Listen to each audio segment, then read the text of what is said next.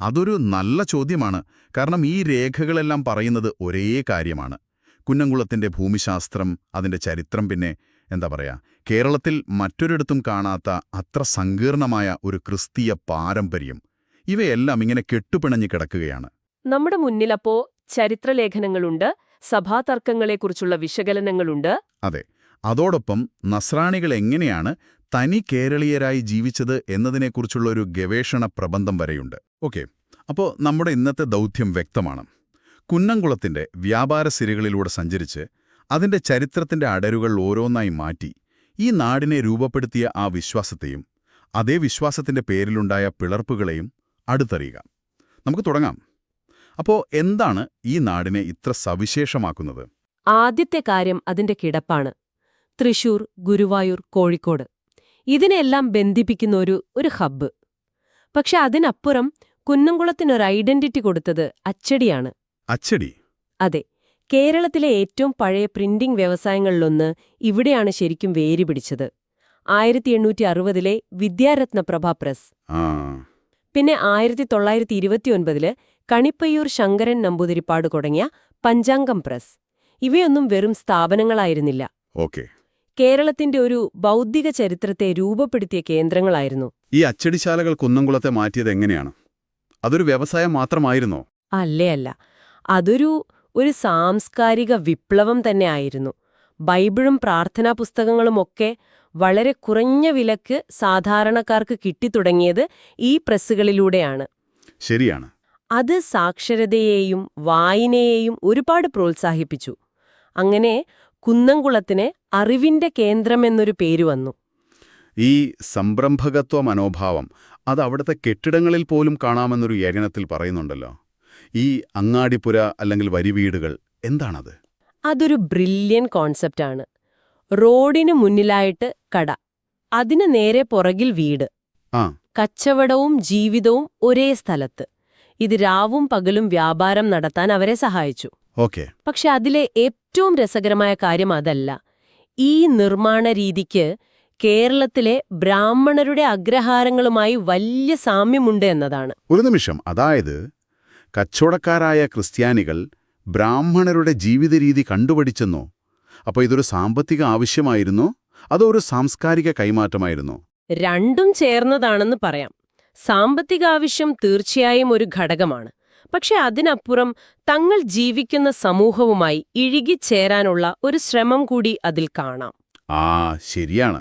ഇത് നമ്മൾ വഴിയെ ചർച്ച ചെയ്യുന്ന ആ സാംസ്കാരിക സമന്വയത്തിന്റെ ഏറ്റവും നല്ലൊരു ഭൗതിക ഉദാഹരണമാണ്. അപ്പോൾ നമ്മൾ പതിയെ ചരിത്രത്തിലേക്ക് കടക്കുകയാണ്. എത്രത്തോളം ആഴമുണ്ട് ഈ നാടിന്റെ വേരുകൾക്ക്? നമ്മൾ വിചാരിക്കുന്നതിലും ഒരുപാട്. സംഘകാലഘട്ടം മുതൽ ഇവിടെ ജനവാസമുണ്ട്. ഇയാലിൽ നിന്ന് റോമൻ നാണയങ്ങൾ കണ്ടെടുത്തിട്ടുണ്ട്. റോമൻ നാണയങ്ങളോ? അതെ. അതിനർത്ഥം 2000 വർഷം മുൻപ് റോമാ സാമ്രാജ്യവുമായി വരെ ഇവർക്ക് കച്ചവട ബന്ധമുണ്ടായിരുന്നു എന്നാണ്. ചങ്ങമ്പുഴ, കാക്കാട് എന്നിവിടങ്ങളിൽ നിന്ന് കിട്ടിയ മഹാശിലായുഗത്തിലെ കല്ലറകളൊക്കെ അതിലും പഴയ കഥയാണ് പറയുന്നത്. ഈ റോമൻ നാണയങ്ങളിൽ നിന്ന് നമ്മൾ എങ്ങനെയാണ് ഇന്നത്തെ കുന്നംകുളത്തിന്റെ ഒരു ക്രിസ്ത്യൻ പശ്ചാത്തലത്തിലേക്ക് എത്തുന്നത്? ആ മാറ്റം എവിടെ വെച്ചാണ് സംഭവിക്കുന്നത്? അതിനു പിന്നിൽ പല കാര്യങ്ങളുണ്ട്. പോർച്ചുഗീസുകാർ വന്നു, ഡച്ചുകാർ വന്നു. പക്ഷെ ശരിക്കും നിർണായകമായൊരു പങ്കുവഹിച്ചത് കൊച്ചി ഭരിച്ചിരുന്ന ശക്തൻ തമ്പുരാനാണ്. ശക്തൻ തമ്പുരാനോ? അതെ. അദ്ദേഹം വ്യാപാരം മെച്ചപ്പെടുത്താൻ വേണ്ടി പല സ്ഥലങ്ങളിൽ നിന്നും സുറിയാനി ക്രിസ്ത്യാനികളെ കുന്നംകുളത്ത് കൊണ്ടുവന്ന് താമസിപ്പിച്ചു. അവർ കച്ചവടത്തിൽ മിടുക്കരായിരുന്നു. അപ്പോൾ ടിപ്പു സുൽത്താന്റെ പടയോട്ടത്തിനും ഇതിൽ പങ്കുണ്ടെന്ന് കേട്ടിട്ടുണ്ടല്ലോ. ഉണ്ട്. ടിപ്പുവിന്റെ പടയോട്ടം ഒരു തരത്തിൽ കുന്നംകുളത്തിന് ഒരു അനുഗ്രഹമായി മാറിയെന്ന് പറയാം. അതെങ്ങനെ? 1789-ൽ ടിപ്പുവിന്റെ സൈന്യം ചാട്ടുകുളങ്ങര ആക്രമിച്ചപ്പോൾ അവിടുത്തെ ക്രിസ്ത്യൻ കുടുംബങ്ങൾ അഭയാർത്ഥികളായിട്ട് കുന്നംകുളത്തേക്ക് വന്നു. അവർ വെറും കൈയോടെയല്ല വന്നത്. അവരുടെ കച്ചവടത്തിലുള്ള കഴിവും ആ സംരംഭകത്വ മനോഭാവവും കൂടെ കൊണ്ടുവന്നു. ആ ഒരു കുടിയേറ്റമാണ് കുന്നംകുളത്തിന്റെ ഇന്നത്തെ വളർച്ചയ്ക്ക് വലിയൊരു അടിത്തറയിട്ടത്. അർത്ഥാറ്റ് പള്ളിയെക്കുറിച്ച് പറയുന്നുണ്ടല്ലോ, ഓർത്തഡോക്സ് ക്രിസ്ത്യാനികളുടെ പ്രധാന കേന്ദ്രം എന്നൊക്കെ. എന്താണ് ആ പള്ളിയുടെ പ്രാധാന്യം? ആർത്താറ്റ് വലിയ പള്ളി, അല്ലെങ്കിൽ പഴയ ചാട്ടുകുളങ്ങര പള്ളി, അത് മലങ്കര സഭയുടെ ചരിത്രത്തിലെ ഏറ്റവും പ്രധാനപ്പെട്ട ഒന്നാണ്. തോമാശ്ലീഹ സ്ഥാപിച്ച പള്ളികളിൽ ഒന്നാണെന്നാണ് വിശ്വാസം. ഓക്കെ. അദ്ദേഹം അവിടെ ഉണ്ടായിരുന്ന യഹൂദരെ ക്രിസ്തുമതത്തിലേക്ക് മാറ്റി അവരുടെ സിനഗോഗ് ഒരു പള്ളിയാക്കി മാറ്റി എന്ന് വളരെ ശക്തമായൊരു പ്രാദേശിക വിശ്വാസമുണ്ട്. പക്ഷെ പാലയൂരാണെന്നൊരു വാദവുമുണ്ടല്ലോ. ഉണ്ട്, ആ മറുവാദവുമുണ്ട്. പക്ഷേ കുന്നംകുളത്തുകാരുടെ വിശ്വാസത്തിന്റെ ആണിക്കല്ല് ഈ പള്ളിയാണ്. നേരത്തെ പറഞ്ഞ ടിപ്പുവിന്റെ പടയോട്ടത്തിൽ ഈ പള്ളിക്ക് എന്ത് സംഭവിച്ചു? രേഖകൾ പ്രകാരം ടിപ്പുവിന്റെ സൈന്യം പള്ളിക്ക് തീയിട്ടു. പിന്നീടത് പുനർനിർമ്മിച്ചു. പക്ഷേ അതിനോട് ചേർത്ത് വായിക്കേണ്ട ഒരു നാടോടി കഥയുണ്ട്. പള്ളിയുടെ അൾത്താറയുടെ ഒരു ഭാഗം വെട്ടിമാറ്റി. അതുകൊണ്ടാണ് ഇതിനെ വെട്ടിമുറിച്ച പള്ളി എന്ന് വിളിക്കുന്നതെന്ന്. ഒരു മിനിറ്റ്. ഈ വെട്ടിമുറിച്ച പള്ളി എന്ന പേരിന് ടിപ്പുവുമായി നേരിട്ട് ബന്ധമുണ്ടോ? അതൊരു രസകരമായ ചോദ്യമാണ്. ആ കഥയ്ക്ക് അത്ര വ്യക്തമായ ചരിത്രപരമായ തെളിവുകൾ കുറവാണ്.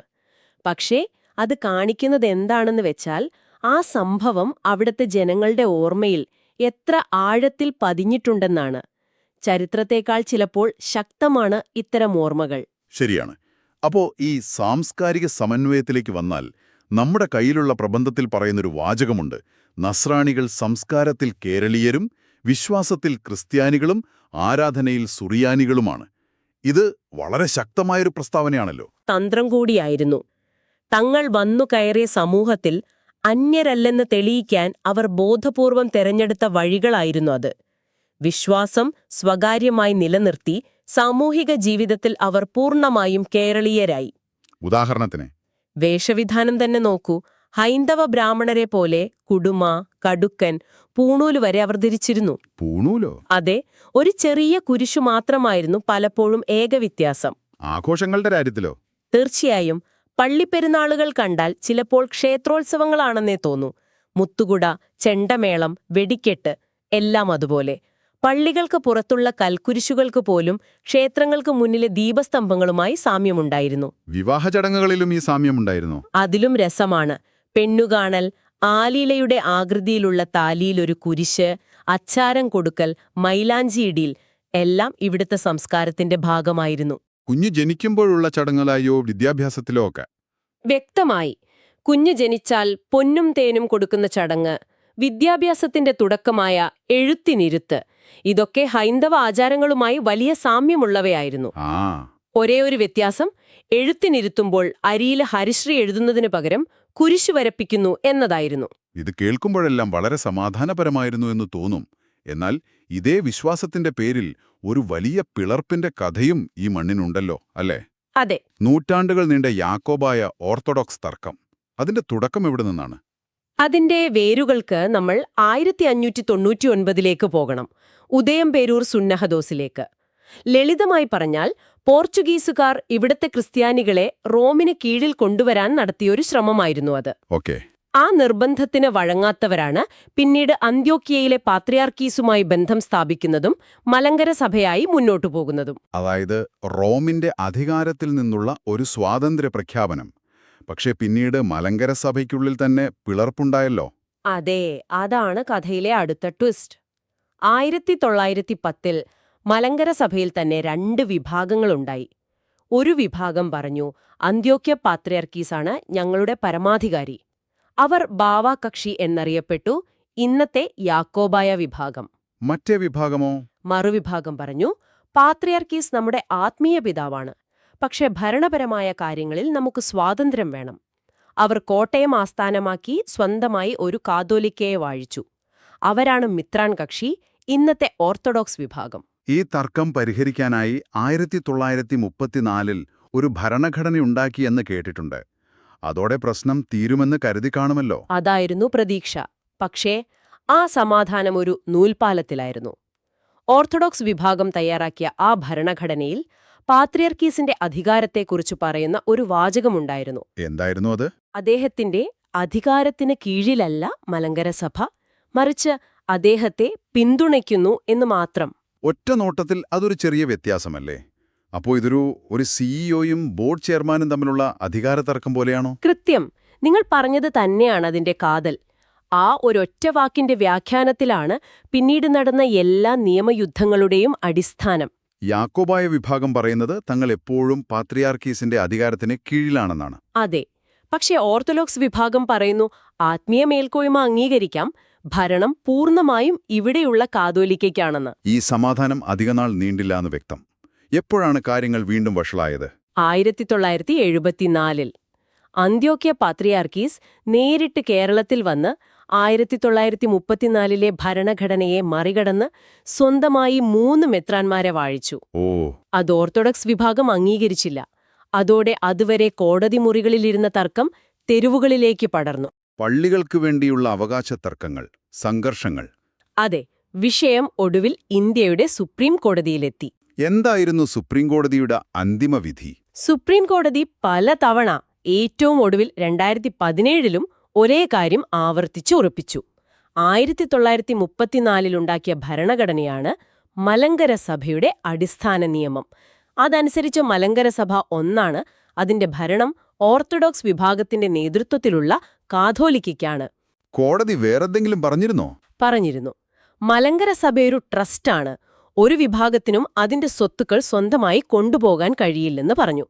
പിന്നെ പാത്രിയാർക്കീസിന്റെ ആത്മീയാധികാരം പോലും ഇല്ലാതായിക്കൊണ്ടിരിക്കുന്നു എന്നും കോടതി നിരീക്ഷിച്ചു. അതിന്റെ നിയമപരമായ പ്രത്യാഘാതം എന്താണ്? നിയമപരമായി പറഞ്ഞാൽ യാക്കോബായ സഭയ്ക്ക് മലങ്കര സഭയുടെ ഭാഗമായി ഒരു പ്രത്യേക അസ്തിത്വത്തോടെ നിലനിൽക്കാൻ കഴിയില്ല. അവർക്കു മുന്നിൽ രണ്ട് വഴികളേ ഉള്ളൂ.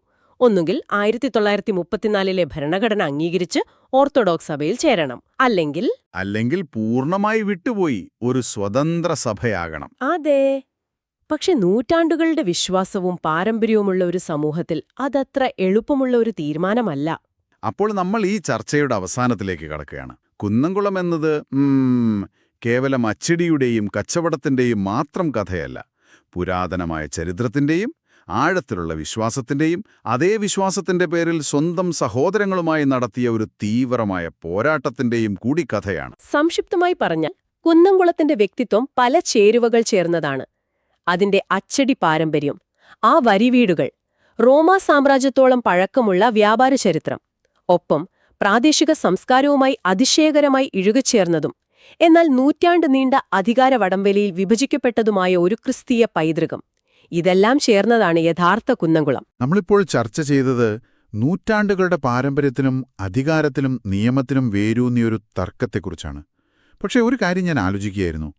ആഴത്തിലുള്ള ഈ വിശ്വാസത്തിന്റെയും ഭിന്നതയുടെയും ചരിത്രം തികച്ചും വ്യത്യസ്തമായ ആധുനിക വെല്ലുവിളികൾ നേരിടുന്ന കുന്നംകുളത്തെ ഇന്നത്തെ യുവതലമുറയിൽ എങ്ങനെയായിരിക്കും പ്രതിധ്വനിക്കുന്നുണ്ടാവുക?